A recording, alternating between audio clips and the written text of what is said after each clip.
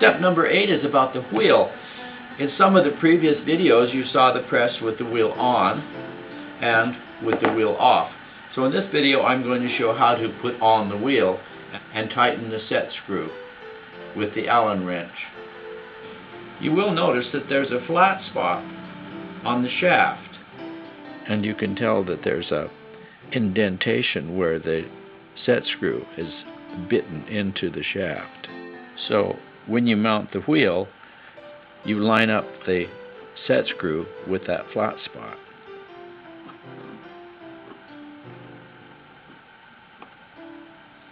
Then with the 1/8 inch Allen wrench, you set it all the way down till it reaches that flat spot, and then tighten it up so that it bites into the steel. Make good and tight. And then from time to time, in the life of the press when you're printing, check it now and then to make sure that it hasn't worked loose.